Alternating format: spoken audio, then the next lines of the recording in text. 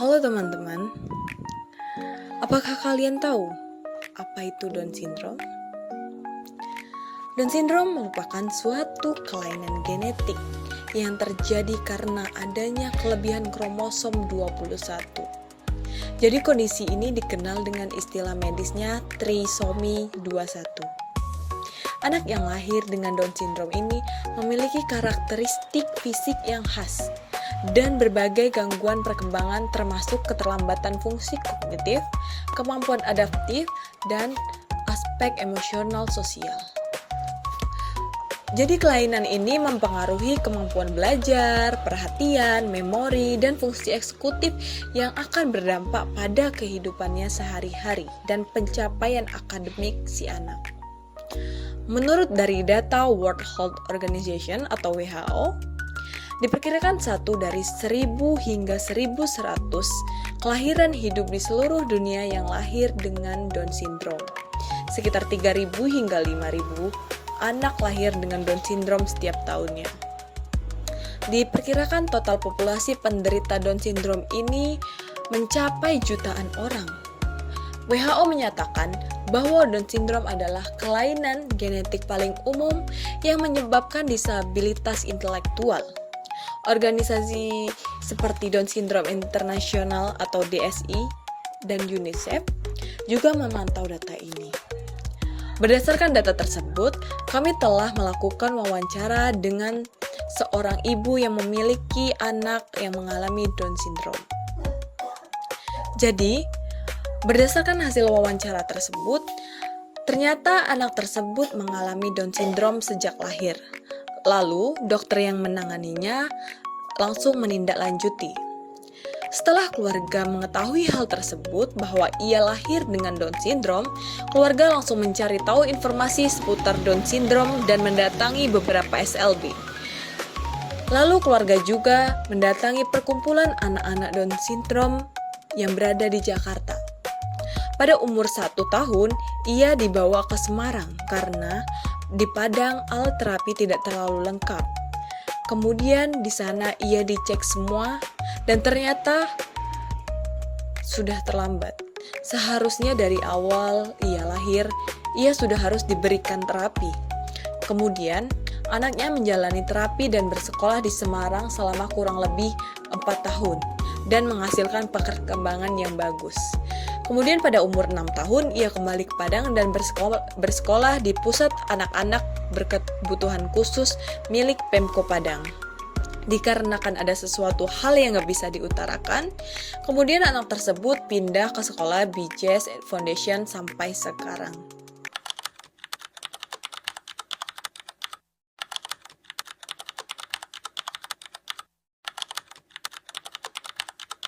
Nah, kali ini kita akan membahas tentang gejala-gejala Down syndrome dalam konteks psikologi.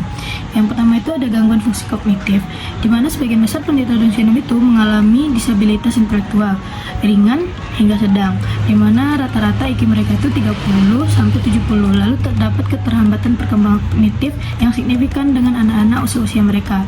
Anak-anak Down syndrome ini cenderung lebih mengalami kesulitan dalam memproses informasi secara kompleks dan abstrak. Jadi mereka juga sulit untuk memecahkan dan terlalu bergantung pada rutinitas yang familiar. Yang kedua itu ada gangguan bahasa dan komunikasi.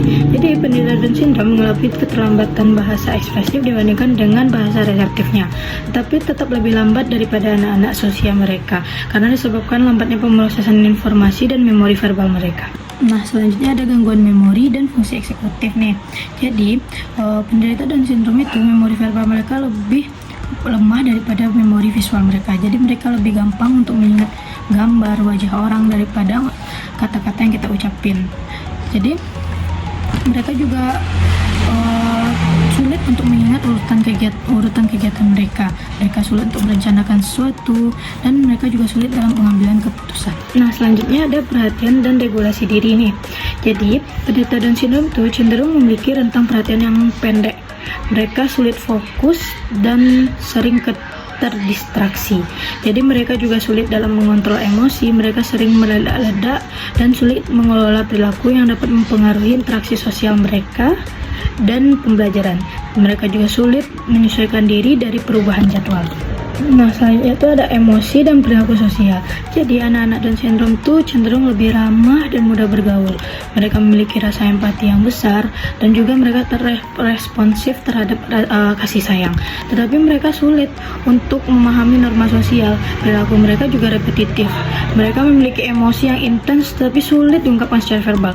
Biasanya mereka lebih aktif ya dalam berbicara tetapi tidak jelas dan seringkali diekspresikan dengan gestur tubuh. Nah, seperti mereka tuh tantrum dan perilaku lainnya. Nah, sekarang kita masuk nih ke faktor penyebab Down syndrome nih. Apa aja sih kita? Yang pertama itu ada faktor genetik. Jadi 95% kasusnya itu adalah non-dejection ketika ke trimosom 21-nya itu penuh dan sisanya cuma mosaik dan translocation-nya itu. Jadi terjadilah kegagalan pemisahan kromosom selama pembelahan pada pembentukan sel telur atau sperma. Nah, dan ketika itulah anak memiliki 3 salinan kromosom 21, sedangkan pada anak-anak janin yang normal itu memiliki 2 kromosom saja. Nah, jadi selanjutnya itu ada faktor neurologis. Ketika volume otak lebih kecil, terutama di bagian lobus frontalnya. Jadi lobus frontal itu terdapat fungsi eksekutif dan kontrol perilaku. Terus ada hipokampus di mana ada memori dan pembelajaran. Lalu ada cerebellum, koordinasi motorik. Lalu terdapat gangguan neurotransmitter di mana defisit dopamin dan serotonin mempengaruhi perhatian dan regulasi diri, dan gangguan konektivitas neuralnya.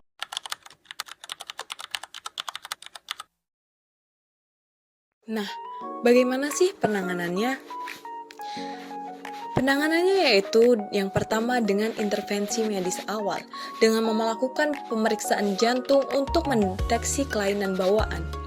Lalu melakukan tes pendengaran dan penglihatan secara rutin dan melakukan pemeriksaan tiroid. Yang kedua yaitu dengan terapi perkembangan yang dilakukan dengan cara terapi wicara mulai sejak bayi dan fokus pada komunikasi ekspresifnya. Lalu melakukan terapi okupasi yaitu dengan melakukan latihan motorik halus seperti makan, menulis, lalu melakukan fisioterapi terkhusus untuk hipotonia atau otot lemah dan latihan keseimbangan dan koordinasi. Yang ketiga yaitu dengan pendidikan khusus. Jadi program EAP atau Individualized Education Plan ini terfokus pada keterampilan sehari-hari, literasi fungsional, matematika dasar, dan melakukan metode pembelajaran visual seperti gambar atau sebuah video, lalu pembelajaran multisensor dan pengulangan memori. Yang keempat yaitu dengan dukungan psikologis. Dengan cara melakukan terapi perilaku kognitif atau CBT untuk membantu regulasi emosi dan perilaku adaptif, manajemen tantrum, pelatihan keterampilan sosial, dan melakukan konseling keluarga agar dapat melakukan pengasuhan yang positif dan dapat memanajemen stres orang tuanya.